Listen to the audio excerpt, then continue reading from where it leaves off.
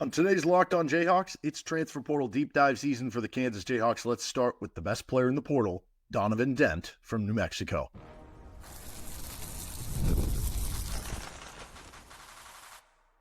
You are Locked On Jayhawks, your daily podcast on the Kansas Jayhawks. Part of the Locked On Podcast Network, your team every day. What's going on? Derek Johnson here. This is Locked On Jayhawks. Thanks for making it your first listen every day. Thank you to everydayers catching each and every episode of the show. And you can find us anywhere you get your podcasts or on our YouTube page where you can like and subscribe. We're going to start our transfer portal deep dives. These could be players that Kansas is actively targeting, players they've been mentioned with, players that maybe they haven't been mentioned with, but they're working with and it just hasn't been publicly released, or even players that I just think are interesting that maybe I would like them to target or at least just like to discuss. Should they or shouldn't they? And we're going to start today with somebody that everybody should be talking about in the portal, and that is one Donovan Dent, the guard from New Mexico. We're going to get into a scouting report. We're going to get what his possible fit would be with KU. We're going to get into, is he a take? Is he not? Is he an immediate take? Is he a wait and take? I think you might have an inkling on what the answers to those, though, might be later on in the show. But stick with us here for today's episode. So let's start right here. Who is Donovan Dent? He is a 6'2", 185-pound point guard from New Mexico who just went to the tournament 2 straight seasons, including getting a victory this year and then falling to Michigan State in the second round of the tournament. Dent spent 3 seasons with the Lobos. He'll be a senior at his next school. Now, who knows? Maybe he'll follow his head coach from New Mexico going to Xavier, which is what Richard Pitino is doing. But now that he's out on the open market, like there's going to be a lot of offers out there. This isn't something that I'm going to preclude myself to in terms of targets for KU in the portal. But I do like the fact that he was at one school for 3 years before he's coming to the second one for one final go-around. I don't know. And maybe it's just the AJ Store thing where it's like you've been at, if he enters the portal this year, it'll be his 4th school in 4 years. And I forget if there's 3 or 4 high schools in 4 years that like there is a little bit something to be said about, you're not skipping down every year. I don't know. Maybe that matters. Maybe it doesn't. Right. But I do at the very least like that. He averaged over 20 points per game, 20.4 points per game. He averaged 6.4 assists per game. Very good numbers there. 2.3 rebounds per game. So not huge rebound numbers. 1.4 steals per game. Solid number there. 0.9 blocks per game. That is a heavy number for a 6'2" point guard. Like seriously, that is a gigantic number, which I think shows his vertical pop as an athlete. He shot 49% from the floor, 41% from 3, albeit it was very low volume, 1.9 attempts per game. He shot 78% at the foul line, 6.5 attempts per game, which is a good number there. True shooting percentage, 57%, solid. Effective field goal percentage, also solid. His on-off ratings, plus 4.4. On the offensive side, minus 2.8. On the defense side, which you want to be negative. On the defensive side there, obviously, though, he's on the floor so much that you're not going to get that big of a difference with his on-off ratings. Okay, so you look at the strengths of the game to one Mr. Dent. He has been somebody who can get his own basket off the bounce. There's a couple reasons why. It's the athleticism, it's the ball handling. Let's start with the ball handling. This is somebody who, when he is on the court, New Mexico's turnover rate went down about 3%. That is a sizable chunk to be out there. He had a good number of, assist to turnover rate and things like that on the season. The ability to score off the bounce is mainly by getting to the rim. He did struggle a little bit on pull-up mid-range shots, but the ability to drive and score still makes him a plus scoring off the bounce. He also played really well against the better teams on his schedule. He got a good opportunity to play, good teams, tournament teams at New Mexico from the many tournament teams that have made it out of the Mountain West year in and year out. He's got some tournament games under his hand too. And so he's played in his career 47 games against Ken Palm top 100 teams, 42% from 3 in those games. And if you just look at the 27 games he's played against Ken Palm top 50 teams, he has shot 45.5% from 3. So he's performed well in those big moments. The other thing, though, that's cool here is he can do it off the ball, right? And so that becomes an interesting thing. We're going to get into the fit later in the episode. Obviously, you think of having this, basically Darryn Peterson is the sun next year. How is Bill Self going to put the rest of the solar system, the rest of the planets to operate around the sun? And so from that standpoint, there is room for more than one guy to handle the ball. You get tired, you go to the bench, you need multiple guys to handle it over the course of the game so you're not getting stale. but you want Peterson with it the majority of the time. And if that is the case, okay, how can Donovan Dent impact the game off the ball? Well, he had a 75 effective field goal percentage. Yes, that is very good. That is 100th percentile nationally when he is, albeit on not super high volume, but on off the catch. He also was in the 87th percentile for spot up points per possession. Now, spot up, you might be wondering what's the difference, catch and shoot versus spot up. Catch and shoot means you literally caught it and then you shot it, right? I mean, there could be a half-second delay. You could wait a second, whatever. You didn't dribble right after and go drive to the rim. Spot up means you were just spotting up. You were waiting for the ball. You could catch it and shoot it, right? So catch and shoots go into spot up, but also spot up expands beyond that, right? You could catch it. Somebody could chase you off the three-point line. You attack the closeout drive to the rim. That counts as a spot-up opportunity. So very good off the ball when he catches those spot-ups and in catch and shoot. That's important to know because he can play off ball next to a Darryn Peterson, but also take some possessions from him from time to time when they need those opportunities. I think, honestly, though, the thing that I keep coming back to, it's getting downhill. Like, that is the thing he is most elite at, which I think really leads to three things. Because he's got a good quickness about him. He's got a fearlessness. He's got that good vertical pop that allows him to be somebody who can get downhill. The first of which is scoring at the rim, obviously, if you're getting downhill. He is in the 99th percentile for guards in paint points per 40 minutes. So, like, this is a guy who relentlessly attacks the rim. And after a season in which Kansas had probably too often settled for floaters on their drives, it would be refreshing to have a guy like that. It also leads to a lot of drives and dishes or drives and kicks, whatever you want to call it. He is in the 99th percentile for assist rate. He also does it with an 87th percentile assist to turnover rate.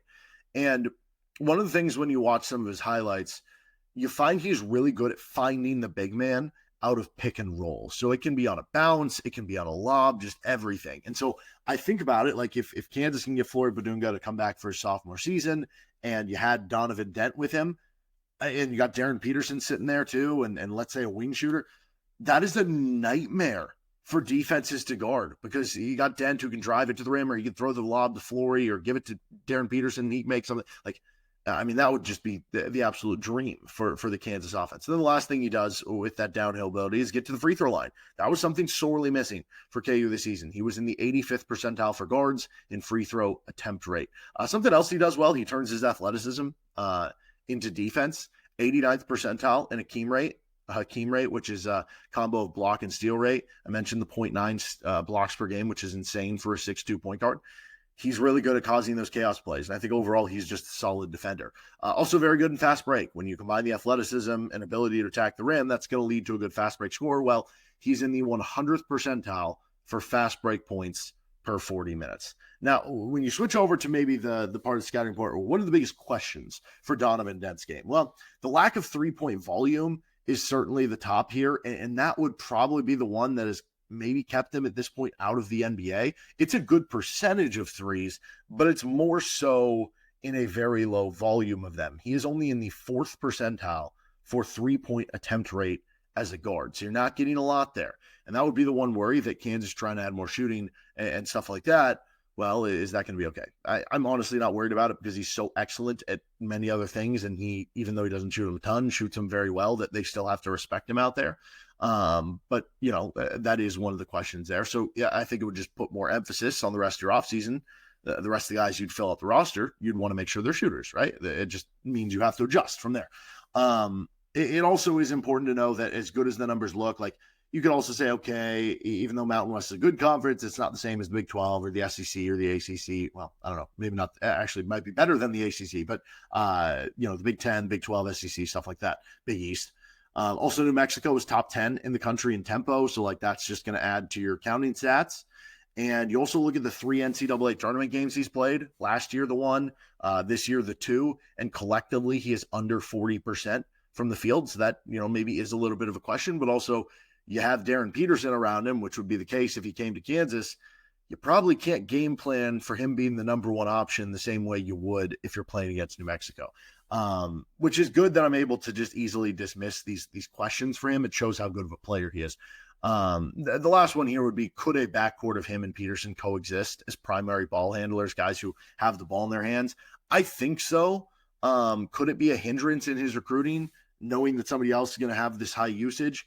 It could be, but there was an interesting quote. Shreyas Lott of the Kansas City Star sent it out about, that he didn't really care about that stuff as much. And he was more concerned about, trying to help teams win and doing the right things and getting found by NBA scouts, that you don't always have to have the ball in your hand to do those things. So I think he has the right mindset to be open to it. That said, to this point in time, some of the reports about what teams have reached out and been in contact, haven't seen Kansas pop up on one of those lists. So is that more about, trying to use their money in different ways? Is that because they think he's going somewhere else? Or is it just a complete miss and they're not going for this kid, despite the fact that I think he's the number one player in the portal? I guess we'll find out, and there's still plenty of time. Well, I guess you never know.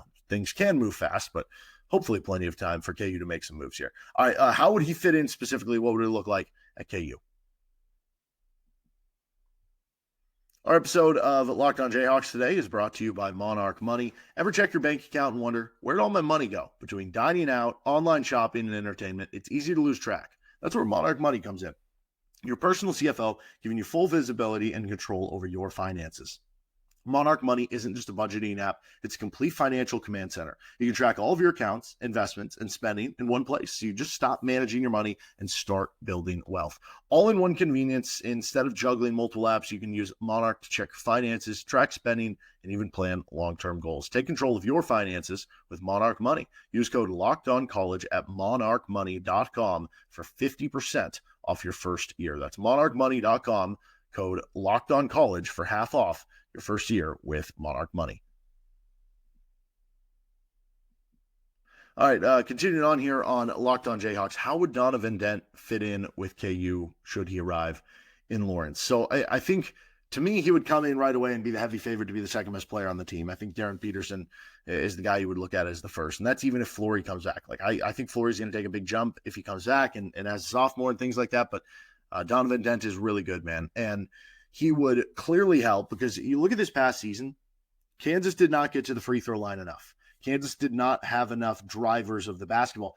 The mass amount of points in the paint Kansas was able to get this year, which, to be clear, Kansas had a good amount of points in the paint this year, but it wasn't like as extravagant as maybe the year before or some previous years, because they weren't able to, teams were clogging the lane, and because they didn't really have, guards who could get to the rim as much. Like as great as Zeke Mayo was as a scorer, he's more of a three-point shooter, floater guy. Like when DeJuan Harris was giving you offensive punch, it was more off floaters, right?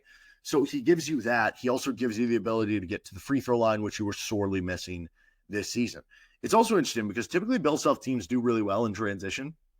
This year's team started the year doing really well in transition, and then over the course of conference play and at the back end of the season, they were not doing well getting the ball out in transition and scoring in transition. And I think with Dent being somebody who is so good getting to the rim and in the open court, and with his athleticism, he certainly helps with that issue, as does, Darryn Peterson and potentially Flory Badunga and stuff like that. So it would help you in both those areas. It would also help you because if you're looking at playing a guard next to Darryn Peterson, right? Darryn obviously has the requisite athleticism and size and competitiveness to be a good defender on that end. Is he going to be a positive defender? Is he going to be just a neutral defender? You don't know, because with freshmen, sometimes there is that adjustment. Now, if I'm banking on it, I'm going to assume Peterson is at least a net neutral defender just because of the type of player and type of kid he is. But we've seen it before with past freshmen, with Grady Dick and Johnny Furphy, who, are good athletes and are good size, and they tried hard on the defensive end, and sometimes that led to getting good steals or sometimes led to good defensive plays, but overall they might have got lost sometimes off the ball because they were freshmen and they made those freshman mistakes. Again, it is a different animal talking those guys to where Darryn Peterson is, so maybe it's different, but what I'm basically saying is there's not a guarantee that Darryn Peterson's going to come in and be like all Big 12 defensive team. He might come in and just be like a net neutral defender who's awesome on offense, right? Entirely possible. So wouldn't it be nice to have a guard who can defend other players regardless of what happens there? Well, Dent, you feel comfortable with that he can pick that other guy up and help out with Peterson on that end of the floor. Now, moreover, I think he would kind of help their ability to have multiple players and guards specifically who can create off the bounce and score off the bounce. That was something else that Kansas was missing this past season. And so, yeah, going back to that question of, can you coexist between the two of them? Yes, you can. I honestly don't really start to worry about, multiple ball dominant players on the court at the same time until it's 3, right? That's typically when you start to see somebody has to lose out.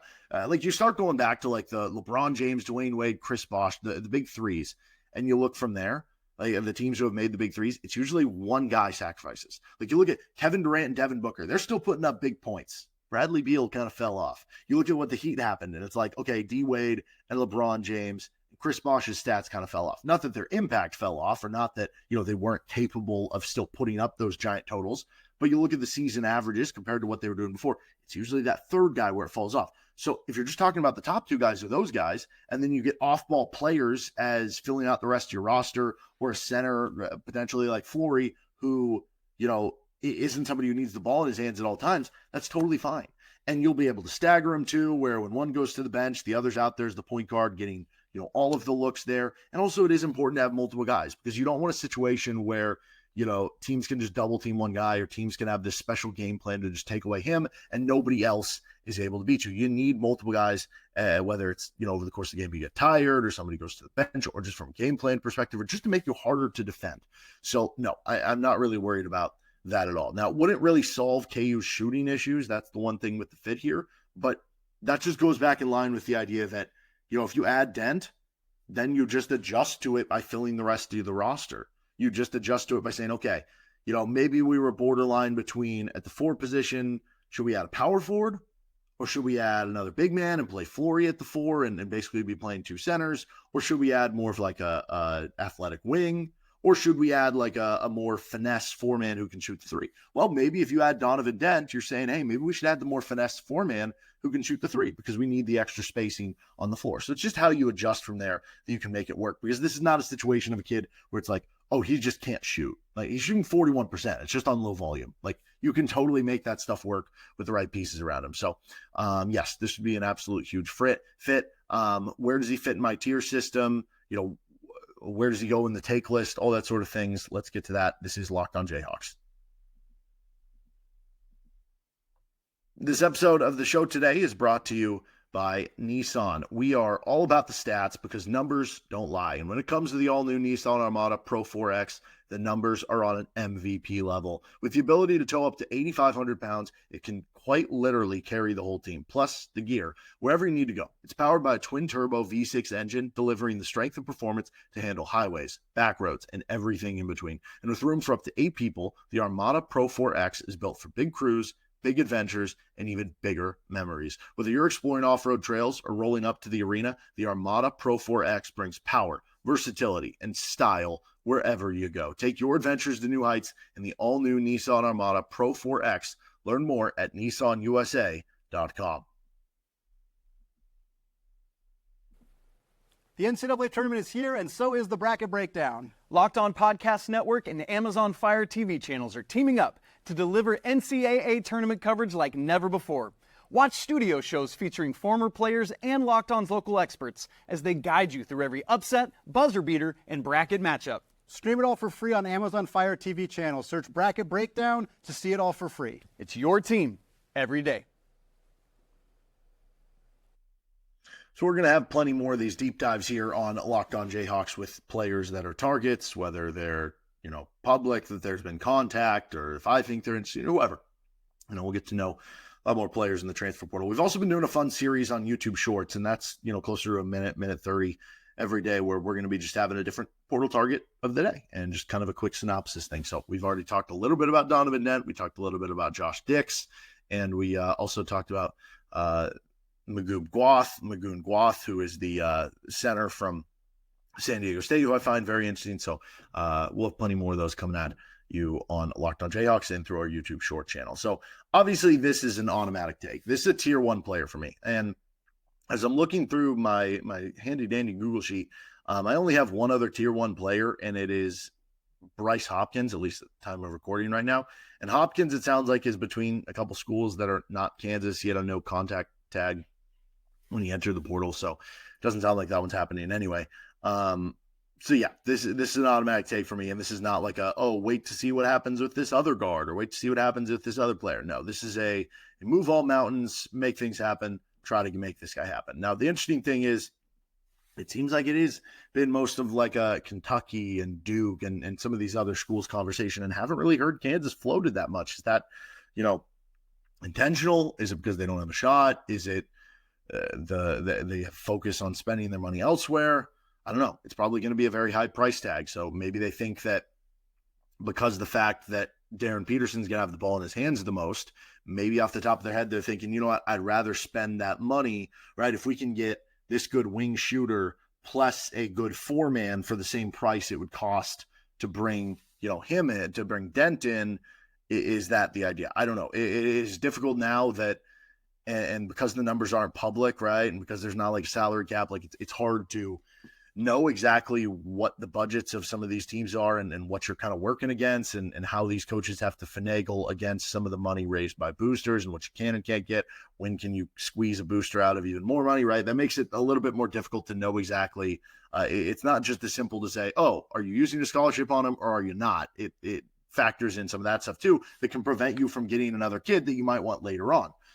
Because as much as Kansas, I feel like has probably one of the highest dollar amounts readily available in the portal, it's not unlimited, like there is going to be a tap out point to it. So you do have to be at least a little budget friendly to that point. But no, this would still be an automatic take for me at one point in time. The question would become, let's say you did bring on Donovan Dent. Do you have room for another guard? Because at that point you'd have Dent. We'd have Darryn Peterson, Marco Jackson coming back off the injury, Jamari McDowell coming off of the red shirt. I'm trying to think if I forgot someone. It's possible Diggy Coit could be back, though some of the recent murmurs, we don't know. That seems up in the air what's going to happen there. So maybe that's just what depends. If Diggy Coit enters the portal, then they bring in another guard at that point. If he doesn't enter the portal, then, they just bring in a starting guard. So I think right now the way you're looking at it is, if Coit leaves, probably two guards added. If you had Dent, it would be one more. But if Diggy Coit were to come back, then you're just looking for that guard who can be a starter next to Darryn Peterson, whether it's a true point guard, whether it's a combo guard, whether it's more of a shooting guard type, whatever you're kind of looking for here if you're KU. And if you do miss out on Donovan Dent, I guess I should say right now, like who are some of the other top available point guards and combo guards? These are the guys right now, again, at time of recording, possible somebody entered in, that are available and are in my tier 2. De'Don Thomas for UNLV, though, might be a Houston lean. We'll see. Isaac McNeely for Virginia if you want more of the shooter next to Peterson, but I haven't seen KU popping up on his list. Malachi Smith may be interesting, but that would be a risk because he's had a lot of injury stuff in his past. Miles Rice is kind of interesting to me. I know he had a not great year at Indiana, but I'll say this, like he ended up averaging 10 points per game and he shot really, really poorly on that like floater range in the paint range when the year before at Washington State, when he had better spacing and not playing two gigantic bigs down low, he was in the 82nd percentile on that shot. So like I have a hard time, like I guess what I'm saying is if that bounces back, his 3-point shooting got better last year, he still would have a couple years of play. He's 6'3". That would be kind of interesting to me.